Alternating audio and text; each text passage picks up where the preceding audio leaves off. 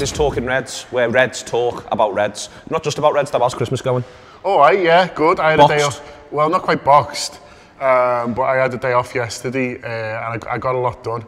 I went to a Gemini retail park, which is the Warrington one, underrated. The underrated retail park? Yeah. Normally you're a South Liverpool sort of man, a speak man, I'd say. That's your game. But you know, I went further, but it paid off for me. You got results. Yeah. You made great giant strides and got results. Yeah, unreal. Well, I mean, to segue smoothly, just like the Reds, making giant strides in the defensive segment of the game. Mignolet. Haven't done everything yet, but done a lot. Yeah, haven't done everything like yet. my Christmas shopping. Yeah, not all boxed, but better. That's the essence of it. Yeah, what we've got here is Mignolet's coming out now and backing up what Clavin's saying. Clavin's in the papers, we'll come on to that in a minute, but it's this idea, John. And it is worth talking about now. Liverpool can say they've defended well for nine games. Since the Spurs game, we can actually say that, yeah, there's been a couple of big errors, but in general, though, this side's defending really, really well as a team. Yeah, the most frustrating thing as a football fan is someone having a good game and then bigging themselves up, saying, oh yeah, we've turned the corner, or are we defending much better? We've said it before, you've got to put a run to games together before I think you can talk out, but that's what this Liverpool side, and in particular this Liverpool defence, have been able to do now. They've cut out the mistakes. They've just seemed to focus a lot more on their primary job, which is defending, which is something that pleases me a lot, because I think they kind of went away from that a little bit as footballers. Enjoying defending is really important. Liverpool have only given up, according to Phil Blundell on Twitter, 12 shots on target in the last 9 league games. We've also only conceded 5 goals from open play in all comps since the 26th of September. My point about this is that when you're sitting around the Christmas table with your uncle who doesn't really watch the game or pay attention, and he's being a gobshite, you can hit him with these stats, hit him with them, and he'll say stats mean nothing in football, son. You want to watch the games, and you say they do mean things, mate. The league table, it's a giant list of stats. It's won, drawn and lost. We add up the points at the end. You just don't take any of his shit anymore. I've had enough of your uncle. You need to get on top of him early, and you just make it clear who's bossing that conversation around that Christmas table. That fair? Very much so. We've only conceded 3 at home all season, which is... Your uncle's a dickhead. That Liverpool at the back, shaky, he says, shaky, no faith in them. That Jurgen Klopp, you bring me Gerard Houllier back any day of the week. That's what you need to do. All this rotation, you tell your uncle treble season, Houllier was rotating all the time, and we're going to rotate for Arsenal.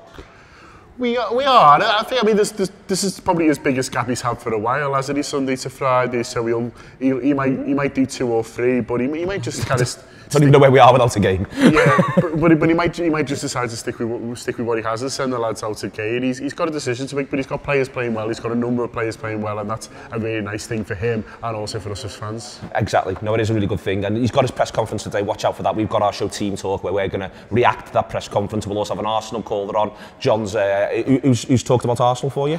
Out from the away days, so we've got John Mackin and Kev Sampson, who've been to more Liverpool games than your uncle. Your uncle certainly, and pretty much anyone else in the world, to be honest with you. So they're going to talk about what it used to be like going to Arsenal in the days of Harvey and what it's like going to Arsenal now. Yeah, the clock end might get a mention at some sort of stage. The clock end, that's what they used to call it. That's all to come, and that's on the Anfield app today. We've also got our Coach Home show coming out today. That'll be there for you as well. So it's all go today, really, across the shows. We had a great thing with Jonathan Northcroft yesterday about Mohamed Salah, where Jonathan's done this great piece in the Sunday Times, and we talked about that and expanded it out. The extent to which Salah is a force for North African and Middle Eastern football, that he's held up across the entire region, and that he's conscious of that, and he's very, very well aware of it. And as part of that, we noticed that Paul Merson has not picked Salah in his team of the season so far. But the case for the defence in this, John Gibbons? Well, yeah, because I've seen a lot of people complaining about it on Twitter. First of all, I'd say it doesn't really matter. Like, it's not real.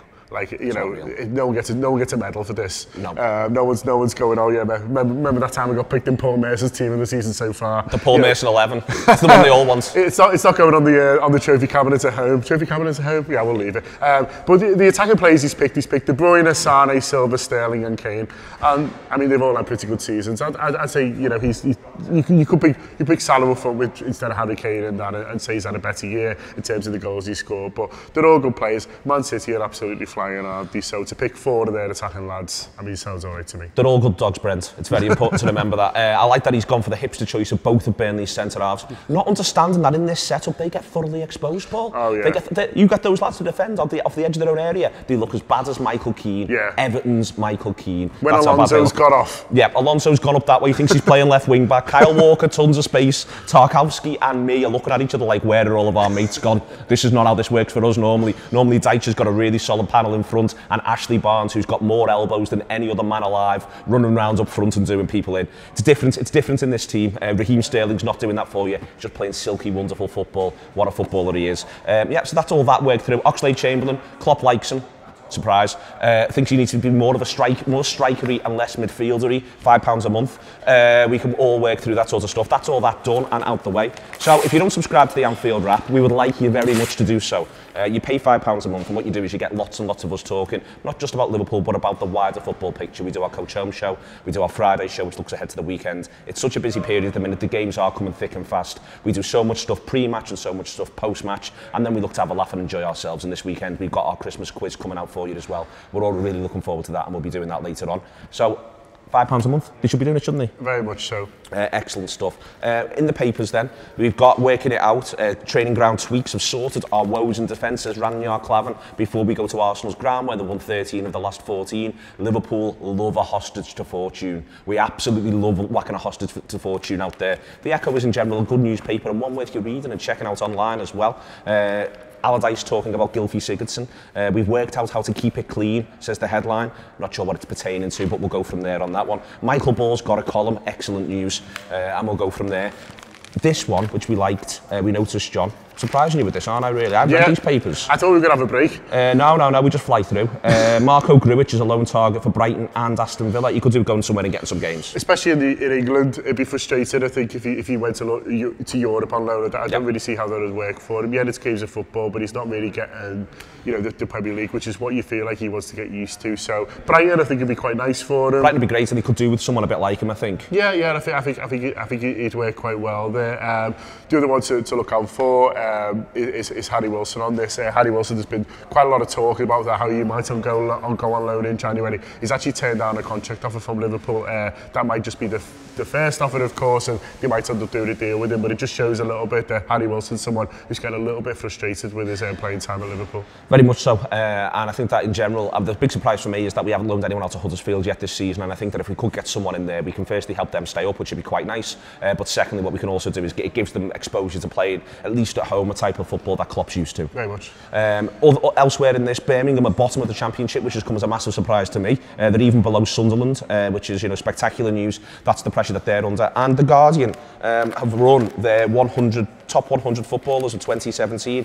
It's obviously a load of patent nonsense, as it always is. The 92nd best footballer of 2017 is Henrik Mkhitaryan. Jose Mourinho doesn't think he's the 92nd best footballer in Manchester. And yet here he is in this list. Here he is. Also, the 93rd is Cesc Fabregas. Cesc Fabregas, he barely kicked a ball in 2016-17 for Chelsea when they became champions. He was useful off the bench. He's knocking around there. The 96th best footballer in the world, according to The Guardian, was Jamie Vardy. Jamie Vardy, I tell you, Jamie Vardy sitting there in 96th place, absolutely fine the year before, no argument from me, but the idea that he gets to sit at 96 now, other than that, it's pretty solid. They're all good dogs, Brent. Are you fucking messing? You've got Hugo Lloris there at 81. I didn't even notice Hugo Lloris. I mean, there's a general issue here. He's got holograms for hands. There's a general issue, first of all, with how do you compare goalkeepers with actual real footballers. Like, these are the lads who were rubbish in school who got stuck there. So you compare them here with real actual footballers. He's two behind Iron Robben. Yeah. You've seen Iron Robben, seen all the goals he scores past these lads who stand in goal and try and catch it. Those losers. Yeah. So I mean, goalkeepers just shouldn't be in there. Like, give them their own list if you feel sorry for them and you want to pretend like the athletes or something. But don't put them in.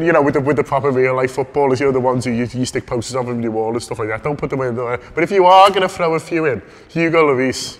Honestly, Kev De Bruyne laughs his head off at Hugo Lloris at 81, absolutely laughs his head off, almost as much as he does at Marcus Rashford at 75th. Marcus Rashford, the 75th best footballer in the world in 2017. I think he's only scored about 4 goals, and I'm pretty sure he plays up front. He's a good player, really exciting prospect, going to be really good in general, but I don't think he's number 75. But the problem with these lists is they're there to generate controversy and conversation. And this is only 100 to 71. Imagine what's going to go off in the rest of it. So yeah, ignore it, basically. Don't even engage it. Don't give them the oxygen of publicity. Don't even give it. Honestly, we're going to edit this out. We're going to regret this now going forward. We're going to regret the whole thing. Don't give them what they want. Don't give them what they need. Here's more on England losing the Ashes. That's great. What's a shame?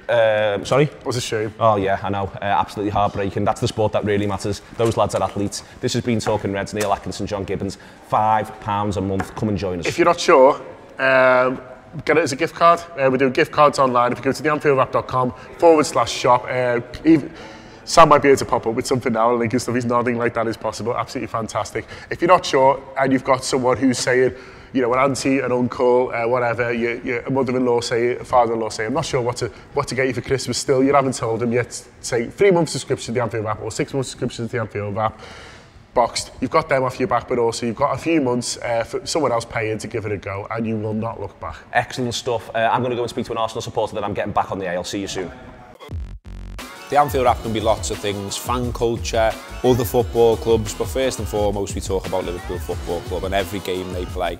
Pre-match, immediately post-match, and then in-depth post-match. We talk about every single game Liverpool play, rain or shine, home and away, at home and abroad. It is our Friday show. Our weekend preview show comes out Thursday night, but you've got it for your Friday morning commute. Listen, in front of me, I've got Rob Gutman, Andy Heaton and Paddy Boylan from the Blue Room. Everyone desperate to talk about Liverpool versus Everton. Before every Liverpool match, we preview those games. We watch Jurgen Klopp's press conferences. We have a look what the other manager's saying. We talk to opposition fans to see what they're thinking and how their team might line up. We think about how our team might line up too. So it's all you need as a preview for every single Liverpool match. But everything's good in this club at the moment. It feels good. But of course we have to deliver results. Once the final whistle blows on Liverpool's games, we head straight for the studio, emotions still running high, and we record our post-match show. We follow that with the review, when we sit down and we talk about tactics, substitutions, how each manager set up and how maybe they could have done things differently. Bring on your Internazionale, bring on your Roma by the score. Liverpool beat Spartak Moscow by 7 of our goals to literally none of their goals. You remember them celebrations, they're the things that you remember, you know, a couple of years down the line, you remember that Salah goal at Stoke. You go through moments where you're untouchable and everything you're doing is coming off. So that's just part of the Anfield app's tour player, focusing on Liverpool's games before, after and in detail, and that's just part of the subscription package, which is £5 a month.